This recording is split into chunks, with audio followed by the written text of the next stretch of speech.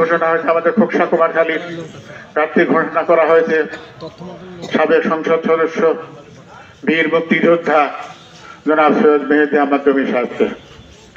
তিনি একজন বীর মুক্তিযোদ্ধা। আজকে বীর মুক্তিযোদ্ধাদের সাথে মত বিনিময়ের উদ্দেশ্যটাই হচ্ছে যে তিনি যেহেতু একজন বীর মুক্তিযোদ্ধা প্রার্থী, সংসদ সদস্য পদপ্রার্থী, আর আমরা যারা এখানে উপস্থিত আমরা মুক্তিযোদ্ধা, আমরা সবাই চাইবো আমাদের একজন মুক্তিযোদ্ধা সংসদে আমাদের প্রতিনিধিত্ব করুক। আমাদের মুক্তিযোদ্ধাদের নানান রকম অসুবিধা আছে, যেটা ইতিমধ্যে আমাদের আজকের অনুষ্ঠানের সভাপতি খোকসা উপজেলা কমান্ডার সৈয়দ আহ্বায়ক জনাব ফজলুল হক সাহেব আপনাকে সামনে ব্যাখ্যা করেছেন।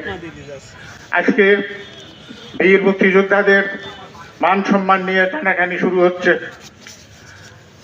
আজকে যেন মনে হচ্ছে যে ৭১ স্বাধীনতা যুদ্ধে যারা শহীদ হয়েছে, যারা মুক্তিযোদ্ধা ছিল, তারা যেন কিছুই করে নাই, সবকিছুই করছে ২৪শের এই আন্দোলন। আমরা অস্বীকার করি না, ২৪ আন্দোলন যেমন ছাত্র জনতার আন্দোলন করেছে, পাশাপাশি বিএনপি নেতা কর্মীরাও আন্দোলন করেছে, বিএনপির নেতৃবৃন্দরাও শহীদ হয়েছে।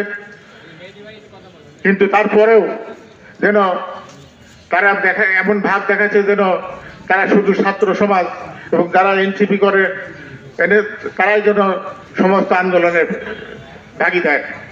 আসলে ব্যাপারটা তা নয়। সেখানে ব্যাপক জনসাধারণের উপস্থিতি ছিল।